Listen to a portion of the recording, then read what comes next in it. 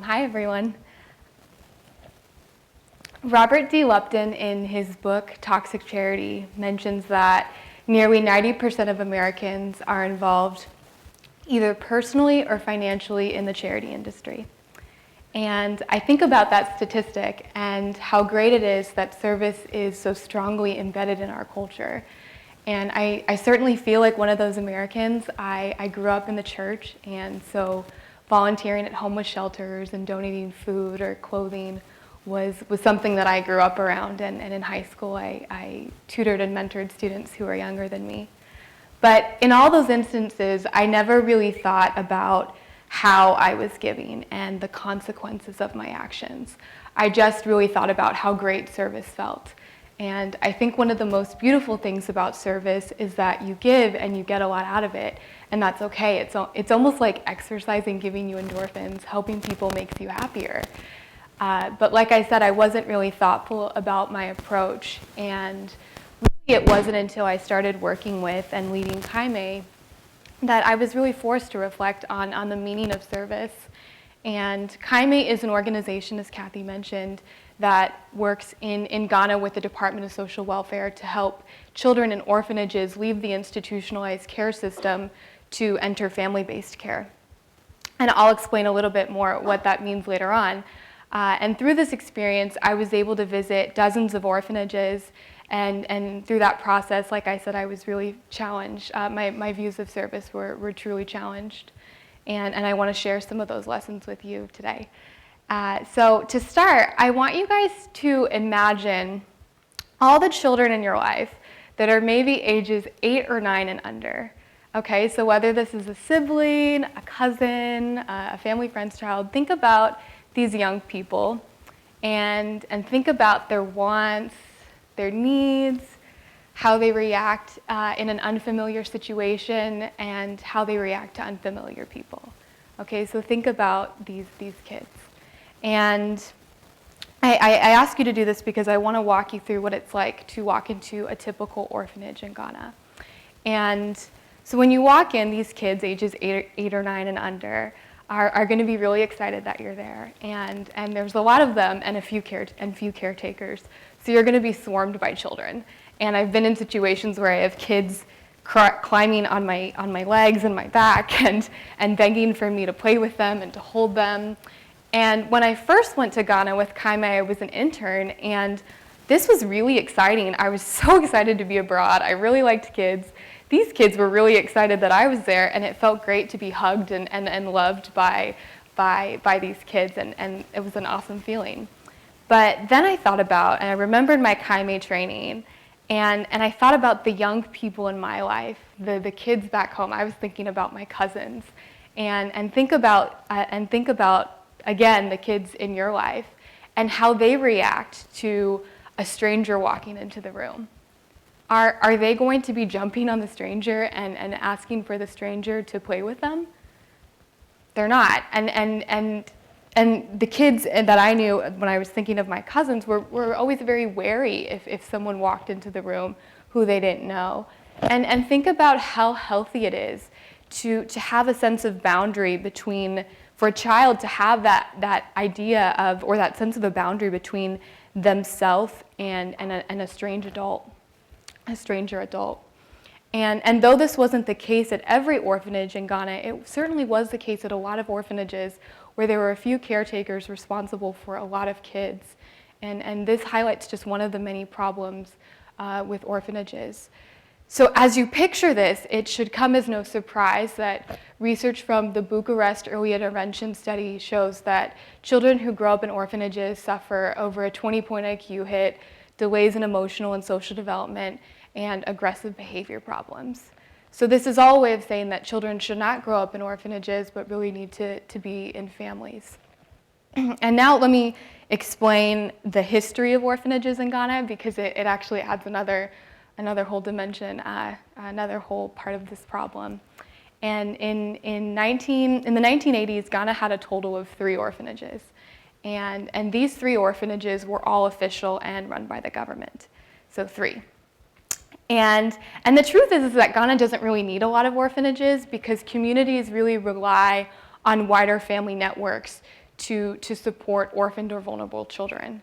So if a child were to be made an orphan or vulnerable in some way, it was common for an extended family member to take the child in, whether that was an aunt, a grandparent, you get the idea. Well, in the 1990s, it became fashionable in Western giving circles to create or sponsor orphanages abroad without ever asking if that was needed. So by 2000, over 200 orphanages had been created in Ghana. So we have 3 orphanages in 1980, over 200 orphanages now in Ghana, and more are created every day. So what's going on? Because the number of orphans certainly didn't grow between the 80s and the 2000s and beyond.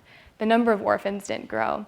But children began entering these homes for economic reasons, because orphanages provide food, schooling, and shelter. And so what the statistic that is really crazy is that 80% of kids in orphanages in Ghana are not orphans at all, but have parents who could raise them. 80%.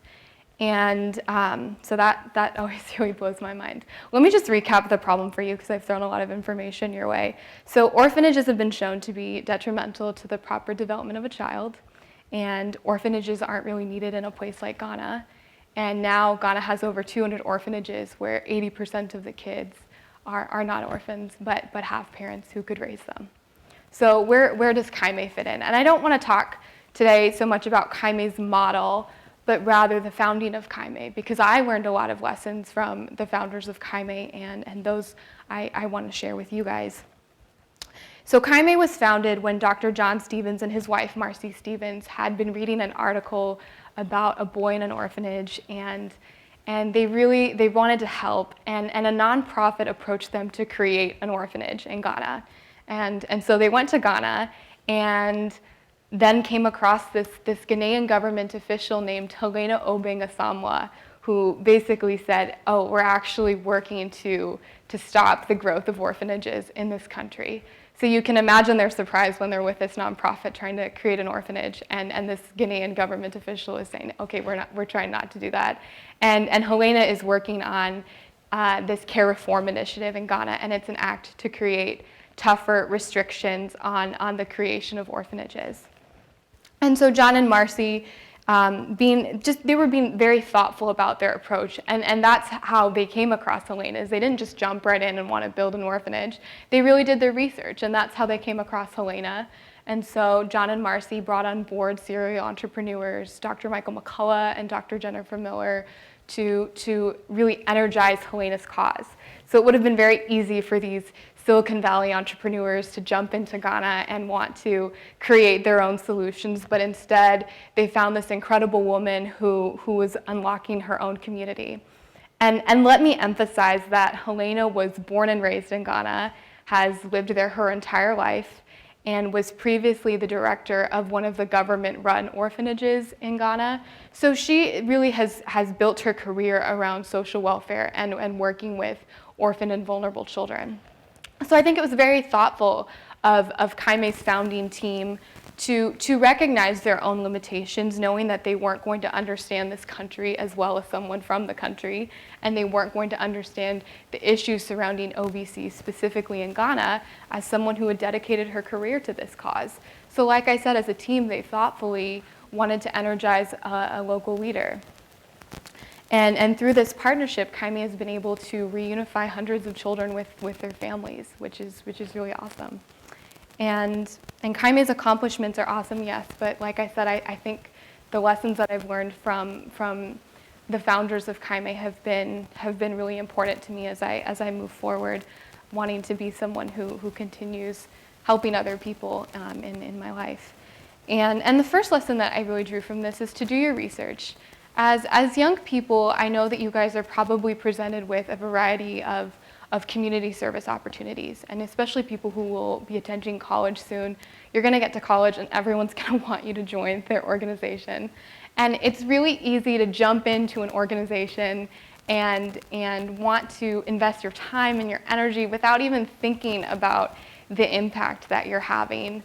And so I encourage you to research the organizations that you're getting involved in, and research their mission, their approach, the controversies behind the approach. Because what the orphanage crisis demonstrates is that our impact can actually be negative. We can harm people if we're not thoughtful about the way that we give to others.